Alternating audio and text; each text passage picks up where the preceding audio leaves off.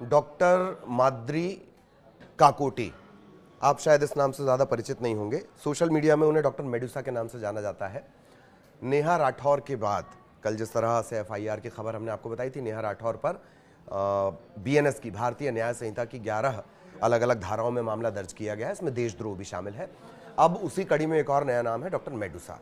Doctor Medusa के नाम से आप उन्हें इस वजह से जानते हैं, सरकारों की आलोचना करना, तंज कसना, इसी तरह पहलगाम हमले को लेकर भी उन्होंने किया।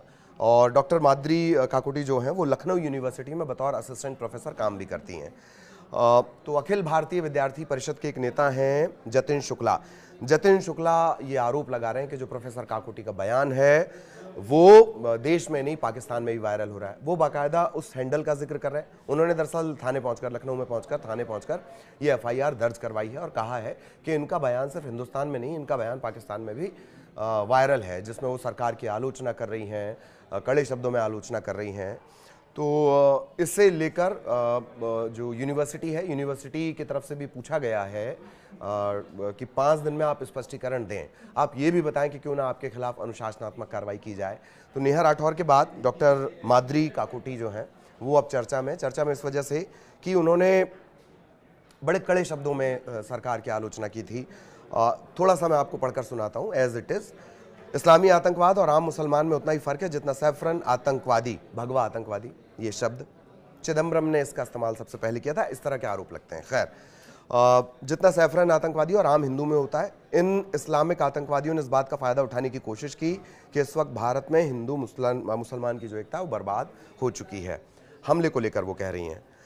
एक पोस्ट में वो सवाल भी उठा रही हैं कि इसके लिए जो जिम्मेदार हैं, यानी इंटेलिजेंस, इंटरनल सिक्योरिटी में इससे इतनी बड़ी चूक हो कैसे गई, इस तरह के वो सवाल उठा रही हैं। ये अटैक हिंदुस्तान की इंटरनल सिक्योरिटी की बड़ी चूक है। ये जो सवाल वो उठाए गए, सवाल उठाना गलत नहीं है, किस वक्त वो सवाल उठाए जा रहे हैं ये ज़्यादा मायने रखता है।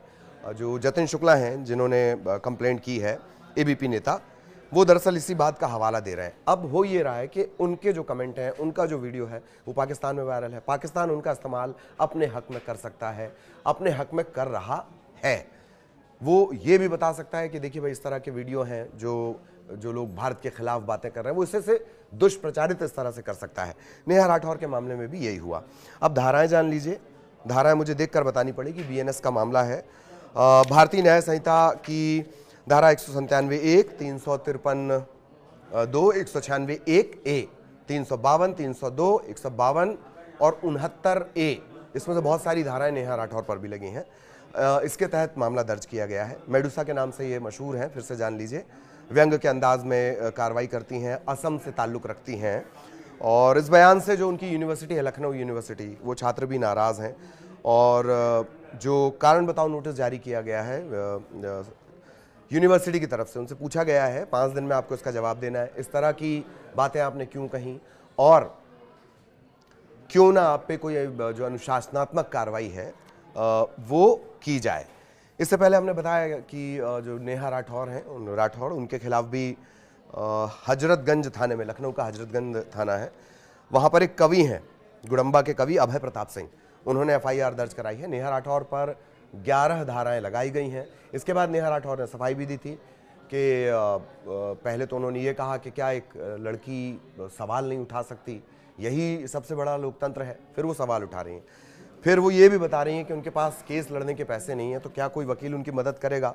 पूरा हिसाब भी वो दे रही हैं कि 500 रुपये के करीब उनके पास हैं, 520-30 कुछ बताया उन्होंने, वो मुझे याद नहीं है।